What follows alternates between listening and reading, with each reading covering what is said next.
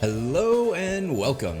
I'm Peter, and this is the Beginner's Fundamental 103 video. Thank you all so much for everybody who's been following this series, and for those of you who didn't and would like to, here is the link right here to the previous fundamental video on space and whiffs punishing.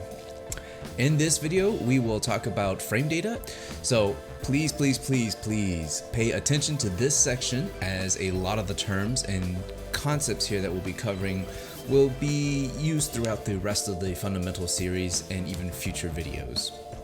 If you enjoyed this video, please remember to subscribe and smash that notification button so in the next video you can be up to date and you don't have to wait. Also, it helps if you really like or comment this video, as I'm always eager to hear what you guys think, and I do enjoy the compliments as well. So thank you and enjoy.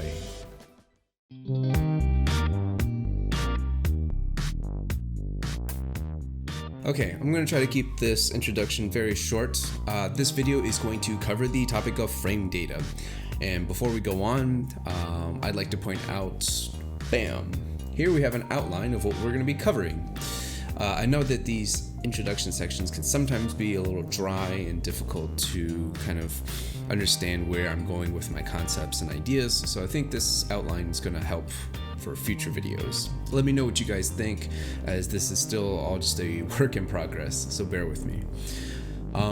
For frame data, as you can see, we're going to cover what it is, why it's useful, how to use it, when you should use it, and the pitfalls of frame data. I think these are all valid questions when looking at a topic as complicated as frame data, and I know a lot of players run away from frame data because they're like, oh, there's just numbers and I don't know what they mean or how they're used. Well, I'm going to show you all of that in this upcoming video. Also, for those of you who might be interested in diving further into frame data when we're covering this in the video, there is a website, rbnorway.org. I will include a link in the description below. Boop. And I will also see if I can get this in the annotations up here. Hopefully I can. I don't know if I can put an external link to it, but this website has tons of good information on frame data, and it has pretty sure every frame data for every single character, if not 95% of the moves. So yeah, use that as a resource as we go along if you want to dive deeper into it. So thank you, and we're gonna continue now.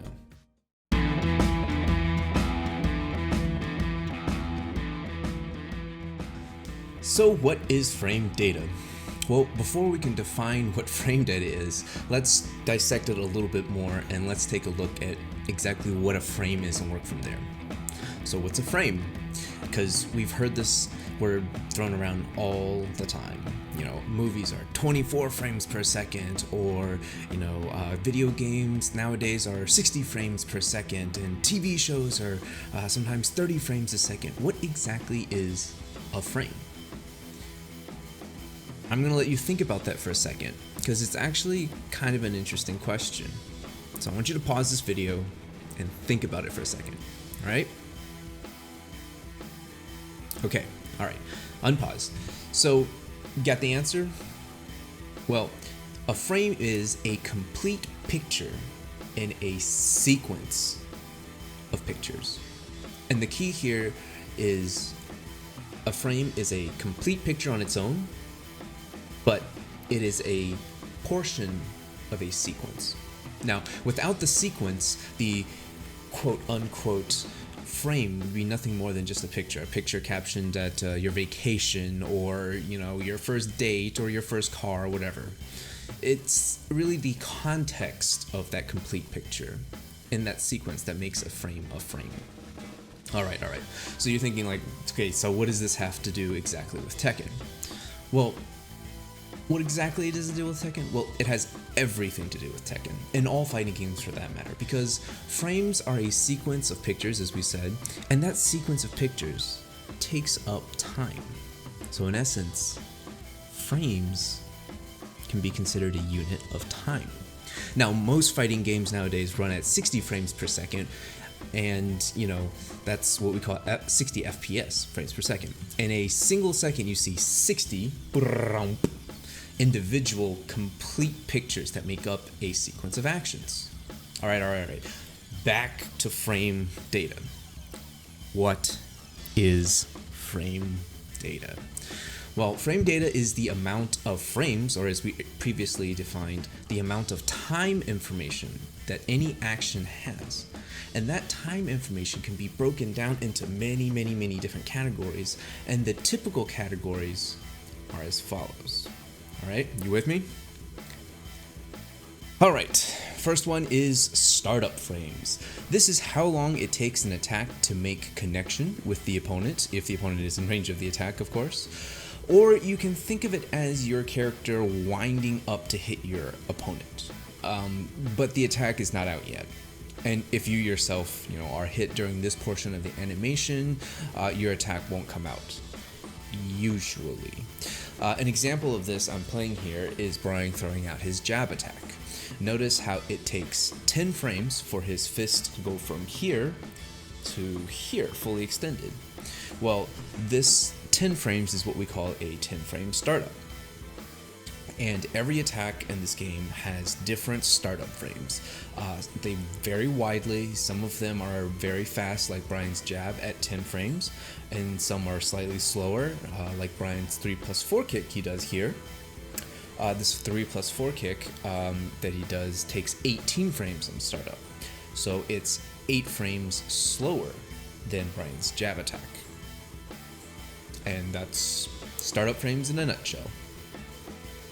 Alright, second one, frames on block. This is how many frames of advantage or disadvantage you have after your attack is blocked. Or simply put, you can think of it as how many frames it takes to recover after your attack is blocked. If you look at this example, I'm Brian on the left again, and I'm throwing out this kick. Notice that after this kick is blocked, I am blue.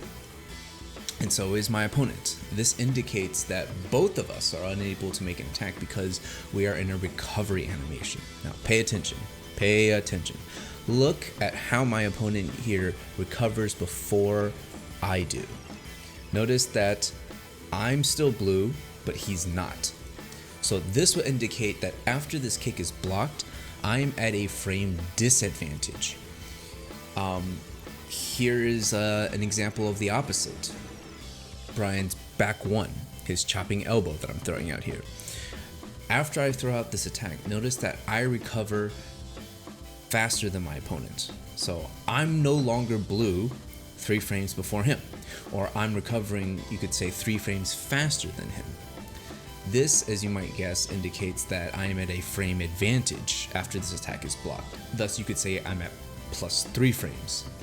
And still yet, there are some attacks when blocked leave neither party at a frame advantage or at disadvantage. So we're back at neutral. Here's an example of Brian's forward 3. On block at up close range, both players recover at the exact same time. So we go from blue to our normal colors again. You can see here, yeah. Okay, third one, frames on hit. This is how many frames of advantage or disadvantage you have after your attack connects successfully with your opponent and is not blocked. This is very similar to frames on block, except in this case, it's on hit. I won't go too much into detail on this one as it's virtually identical to the concept of frames on block, but I will show you some examples just so you can see. Here, Brian's jab on hit, I am +8 frames because I recover 8 frames before my opponent. This example here, Brian's full crouch down 3. On hit, I'm at -3 frames because I recover 3 frames slower than my opponent. Notice that, he turns regular color 3 frames faster than I do. And last but not least, Brian's forward 4. On hit, both players are left at neutral frames because neither party is at an advantage or a disadvantage. Last but not least, frames on counter hit. Again, this is virtually identical to frames on block and frames on hit. You can be however many frames of advantage or disadvantage after your attack connects with your opponent, while your opponent is also throwing out an attack. And this is regardless if their attack hits you or not. I'll go into one example of this. There are certain characters in the game with a lot of moves that on regular hit just give plus frame advantage. Notice here Brian's forward 3. On regular hit, it just gives him plus 3 frames. But on counter hit, notice that I'm hitting my opponent out of an attack here. On counter hit, it enables me to get a stun on my opponent, allowing me to, combo them.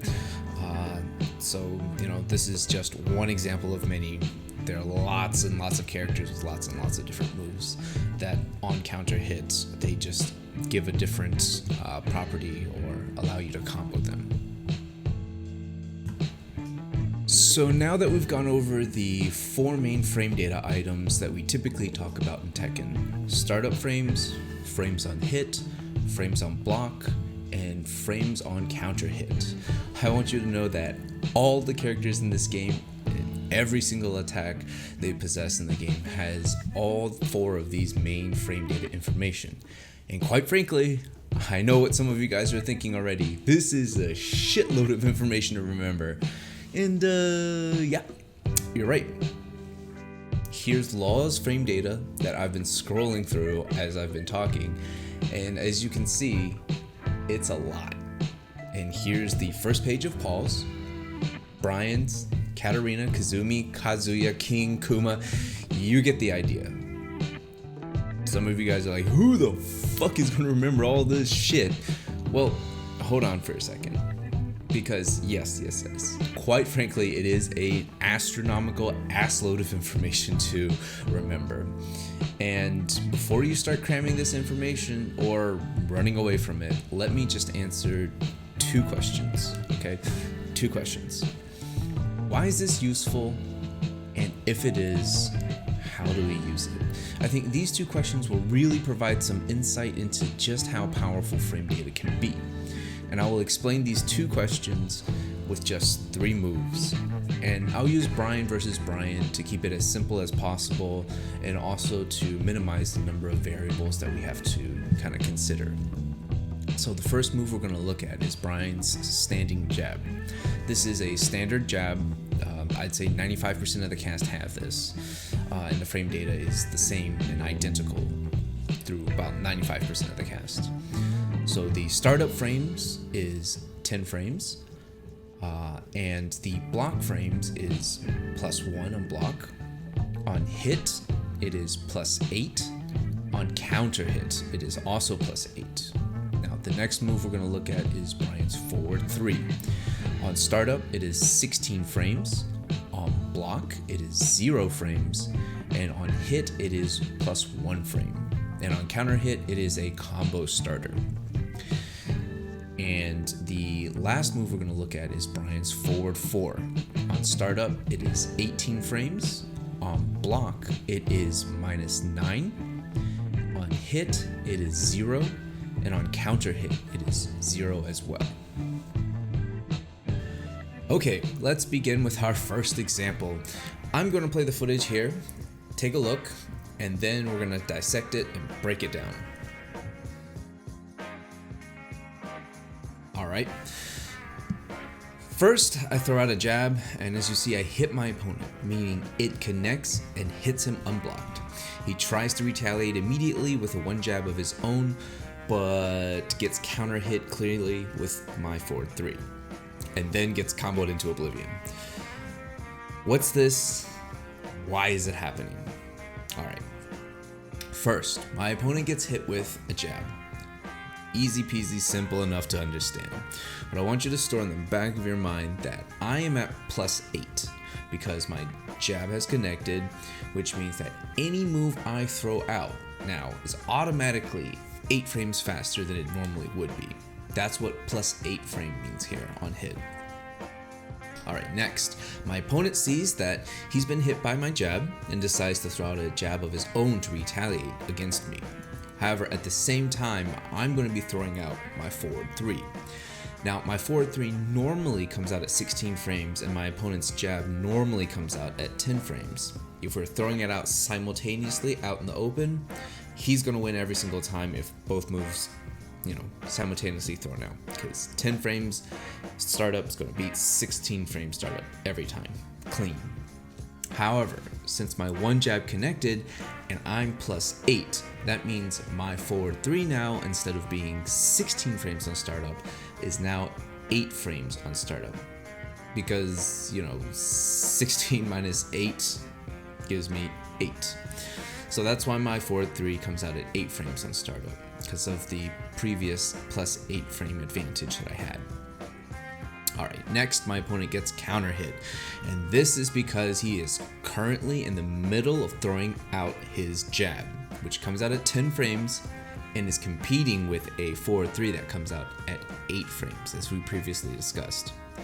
As a result, my opponent's jab is 2 frames too slow to trade with my forward 3 and 3 frames too slow to completely stuff out my forward 3.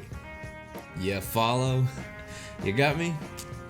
So I hope this example kind of made sense. We're going to go through 2 more examples to look at some other situations, just different scenarios on block, on hit, that kind of stuff. All right, example number 2. Take a look. Okay, I throw out my forward 4, hit my opponent.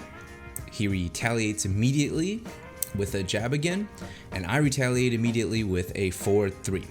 But this time, my forward 3 does not come out and instead gets stuffed. Why is this? Well, let's look at the frame data step by step and break it down. First, I use my forward 4 and hit my opponent. If you look at the frame data that we posted, you will see that here both of us are back at neutral, meaning neither of us has any frame advantage. I'm on 0 frames and my opponent's on 0 frames. So 2, I decide to go for a forward 3, which is 16 frames on startup, and my opponent decides to go for a jab, which is 10 frames on startup.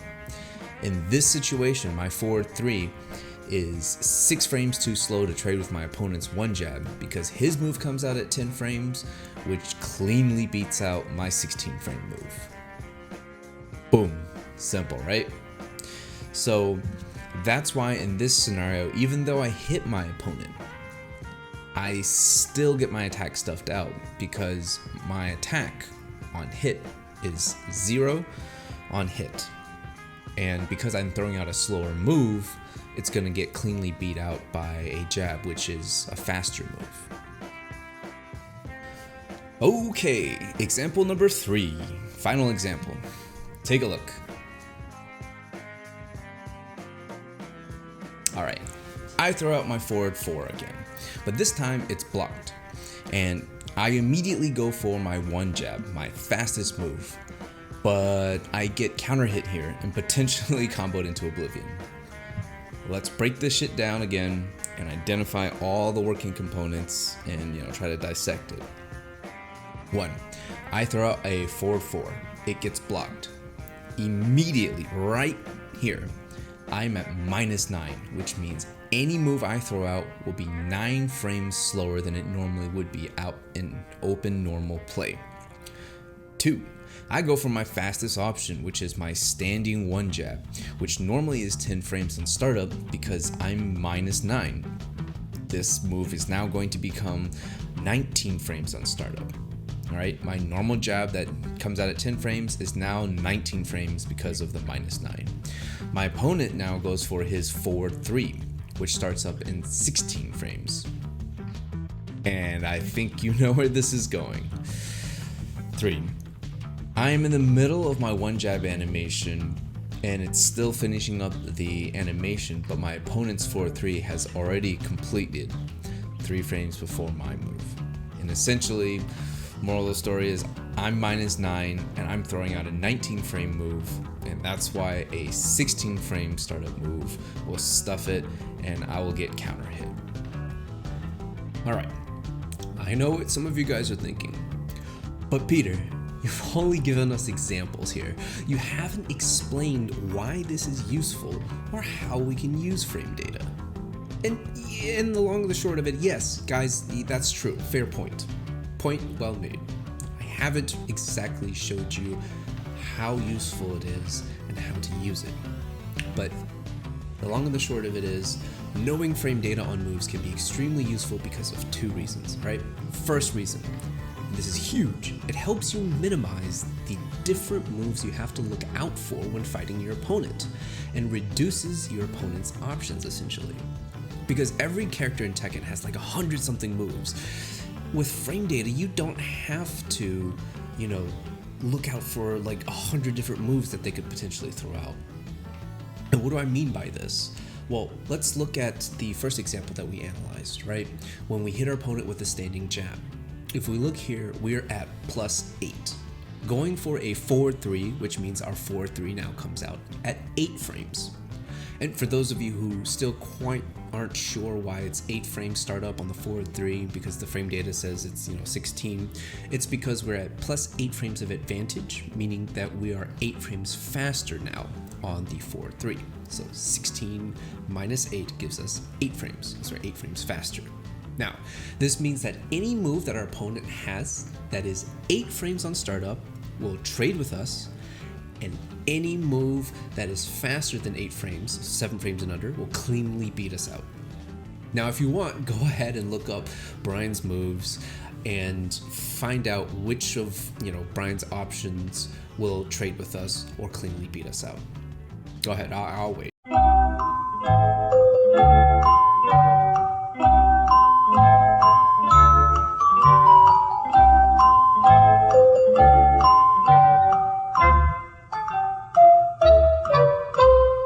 Alright, long and short of it is, Brian doesn't have any moves that are 8 frames and under. In fact, he doesn't have any moves that are 9 frames and under. It's not until, his 10 frame move, which is his standing 1 jab, or his crouching 1 jab, which is traditional across most of the cast here.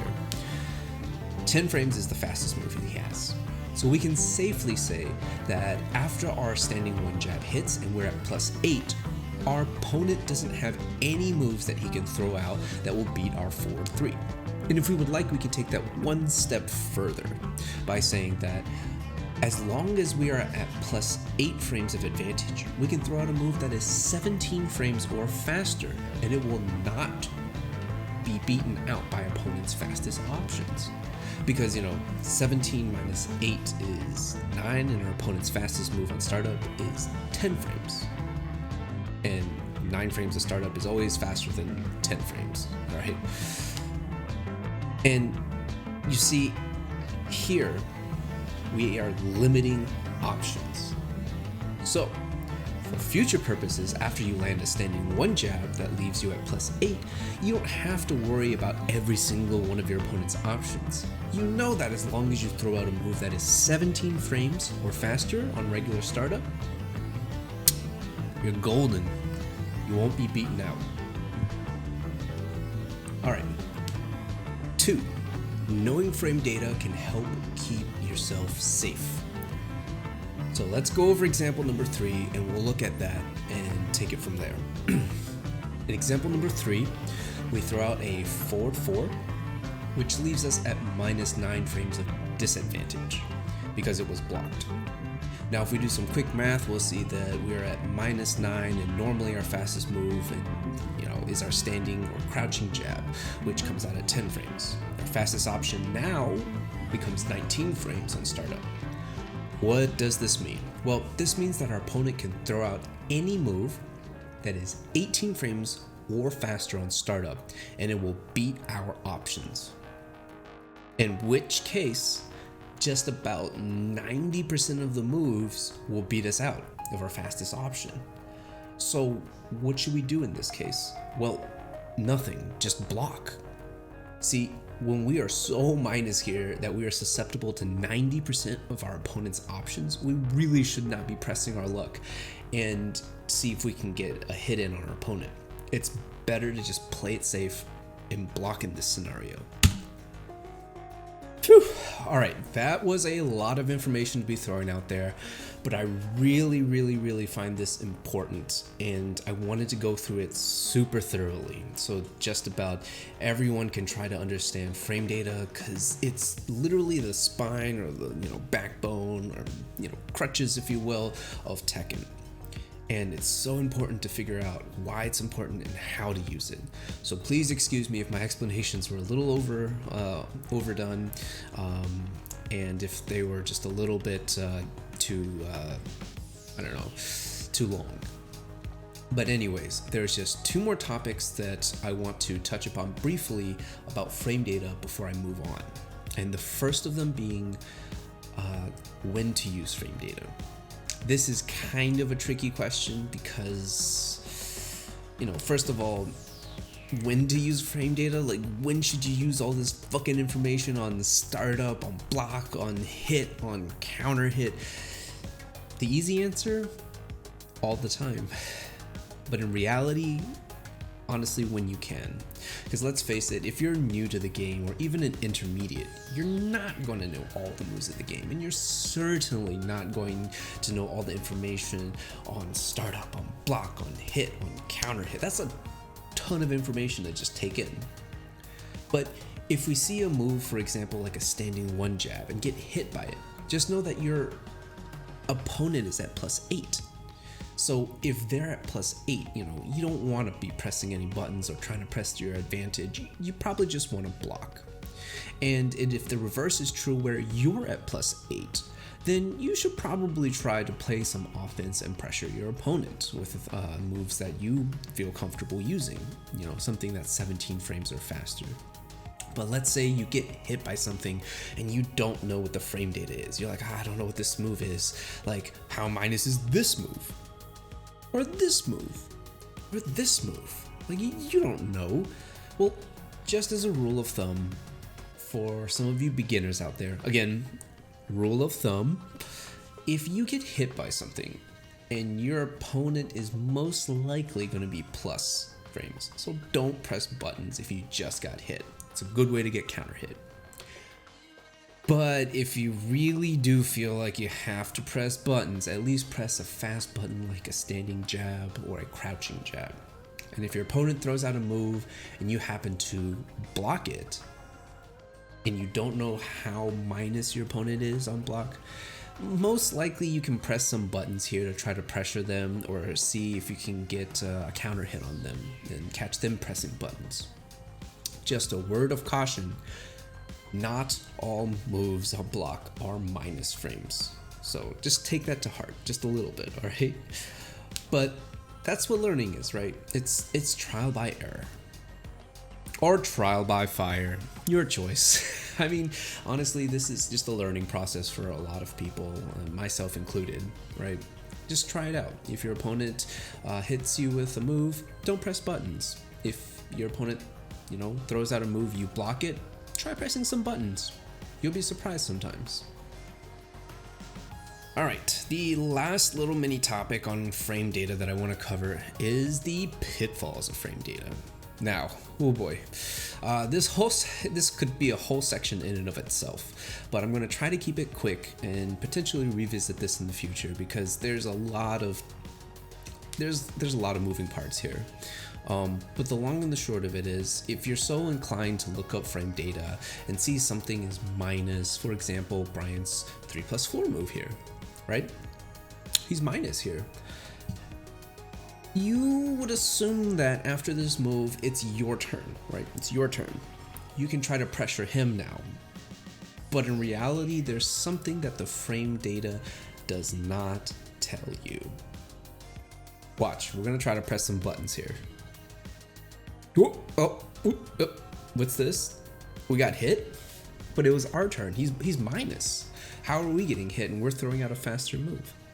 All right, what frame data does not tell you here, and it's very deceptive, is the pushback of certain moves. And this is just but one of the pitfalls of frame data. Frame data does not account for pushback. So don't look at the frame data of a move and just be like, oh, wow, okay, this move is minus. I can press buttons after this. No, not always, because you have to go into practice mode, test it out, have your opponent do this move, and then see if you can press buttons afterwards. Because sometimes what ends up happening is that, the spreadsheet and everything that you see is not going to account for all of this. In fact, all the time, the spreadsheet's not going to account for this. It's not going to tell you the range it's going to hit at. It's not going to tell you all sorts of information. So if you're naturally inclined to just look up this information, take it with a grain of salt, that there are some things that these spreadsheets regarding, startup frames, on hit, on block, counter hit, all this stuff, just test it out in practice mode before you just jump into ranked and, get obliterated by something you had no idea about. Just test it out.